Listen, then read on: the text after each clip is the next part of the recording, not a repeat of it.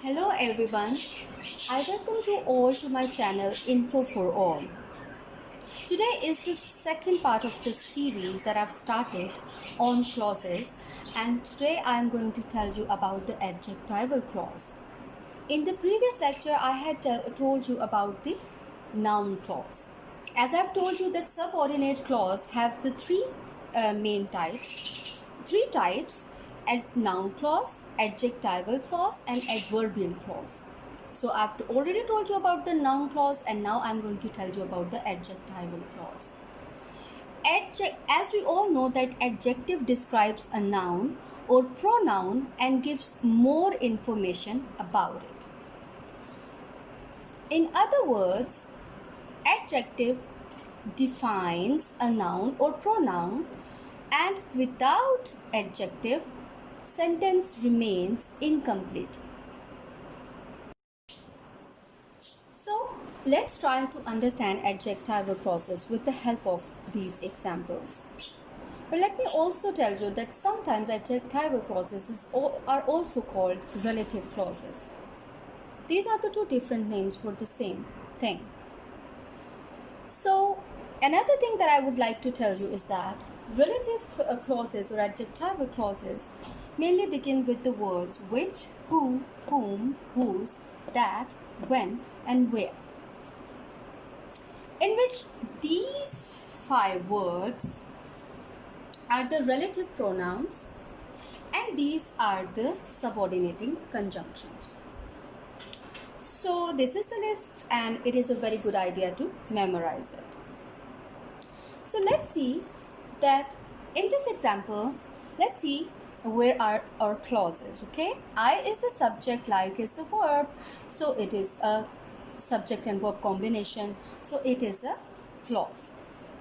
And then we have another clause because here is the you is a subject and are wearing is a verb phrase. It's a verb phrase, okay? So meaning it's a verb. So we have another clause.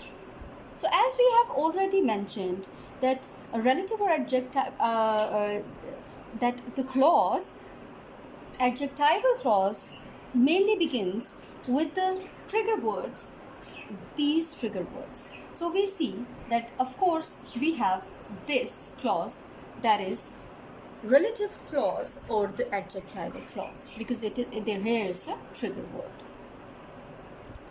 So I like the glasses. Where is the noun in this clause? Glasses is the noun in this clause, and that you are wearing is defining about the glasses, so it is a defining clause.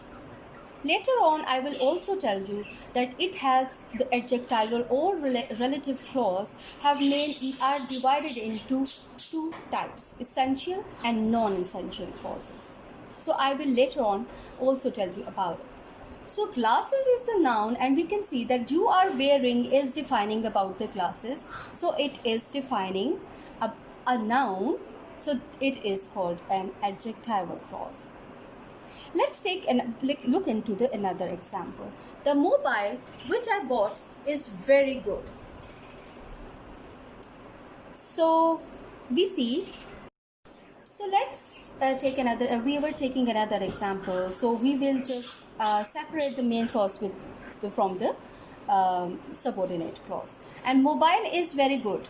This is the main clause, which I bought, because here is the trigger word. So we know that this is a subordinate clause, and we have to see what we need to see is that whether it's adjectival, adverbial, or the noun clause. So the mobile, here is the subject and is the verb, and in it I is the subject and bought is the verb. So we have two clauses. One is the main and the other one is the subordinate clause. And in subordinate clause, we have to see whether it is adjectival, adverbial, or noun clause. So here is the trigger word, right? Now we need to see mobile, which I bought is very good. So here is the noun, and I bought is very good, so it is mainly defining about the mobile, so meaning noun, so it is an adjectival clause. So I was telling you that adjectival or the relative clause is further divided into two parts: essential and non-essential. Essential and non-essential. Essential clause is mainly identifying or defining a noun or pronoun, while on the other hand, non-essential clause is modifying a noun. This is necessary, and without it, the clause, meaning adjectival clause, remains incomplete. But on the other hand, a non-essential clause, adjectival clause, it gives just little extra information about the noun, and we can very well do without it. So another difference between the essential and non-essential adjectival clause is that it is mainly enclosed in commas and it has no commas. Now let's try to understand it with the help of the examples. So here are the examples, and we will be finding out about the three things in these examples. Which one is the main clause, which is the subordinate clause? Number two, whether they are adjectival clauses or not. And number three, which one is the essential clause and which is the non-essential clause, and what are the reasons behind it. Okay, so the man who lives next door. The man is a doctor is a main clause. Here is the trigger word, so we know that it is a subordinate clause. Man is a subject, is a verb. Who is a subject, lives is a verb. So we have the subject and verb combinations. Two subject and verb combinations, meaning two clauses in it. And this, the man is a doctor, is a main clause, and who lives next door is a subordinate clause. Now what we need to see is that whether it is adjectival, noun or the adverbial clause. So the man who lives next door is a doctor is telling us about the man who's living next door. So this is an adjectival or relative clause. Now we need to see whether it is essential or non-essential. It is essential because the man, which man? Who is the man that we are talking about? Who is the man actually that we are talking about? We don't know anything about this man. So here, who lives next door, this subordinate clause, adjectival clause, is actually telling us about this man, defining and identifying about this man. So this is essential adjectival clause. On the other hand, Mr. Ali, who lives next door, is a doctor. Here, Ali, this is the main clause. Ali is a subject, is a verb. This is the main clause. Who is the subject and lives is the verb. So we have another clause, and this is subordinate clause. So why is it non-essential? Because we have a proper noun here. Mr. Ali. We know that who is the man that we are talking about? The man is Mr. Ali. So we don't need any other definition about Mr. Ali. So that is why we can see that this adjectival subordinate clause is encased in commas, because even if we remove it, the purpose is not lost. The meaning or the sense of the other clause is not lost. See, this is a proper noun, and that is why this subordinate adjectival clause is non-essential. Here, the man is a common noun. We don't know who is the man that we are talking about. That is why we have to define, we have to give more information, we have to define about this man. So this is essential. Let's take another example. The person who taught me English lives in woods.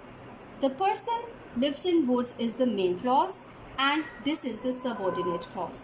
Person is a subject, lives is a verb, who is a subject, taught is a verb. So we know that there are two clauses. Main clause, the person lives in woods, is a main clause, and who taught us English, taught me English, is a subordinate clause. So why is it essential adjectival clause? Because we don't know anything about this person. We need more definition or more identification about this person. So here this adjectival clause is actually defining about this person. That is why it is essential. On the other hand, again, Ali, or we could have written Usman here.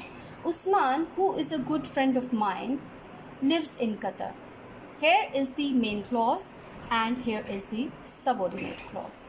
Ali is a subject, lives is a verb, who is a subject, is a verb. So we have two clauses. This is the main clause and this is the adjectival, this is the subordinate clause, and this is adjectival clause because this is telling us about the Ali. Okay? Ali, who is a good friend of mine, lives in Qatar, so it is adjectival clause. So whether it is essential or non-essential adjectival clause, the first clue is that it is encased, this clause, subordinate adjectival clause, is encased in commas. So this is the first indication that we know that it is a non-essential adjectival clause. And another one, that this is a proper noun. So Ali is a proper noun. We know that who is the person that we are talking about. So that is why this is non-essential adjectival clause. Even if we remove it, so then we don't need any other information about Ali. This adjectival clause is not defining Ali. So it is only modifying and giving extra information about Ali. That is why it is non-essential adjectival clause. So here is the recap, that adjectival clause defines or modifies a noun or pronoun. Furthermore, it is divided into two types, essential and non-essential. Essential is necessary because it tells us about, it gives very important information about the noun or the pronoun. That is why it is essential. Non-essential, on the other hand, is encased in the commas and it only modifies the noun and gives little extra information about the noun or the pronoun. So hope that this lecture was understandable and you understood everything really well. And in the next lecture, I'll be telling you about the adverbial clause. Bye everyone.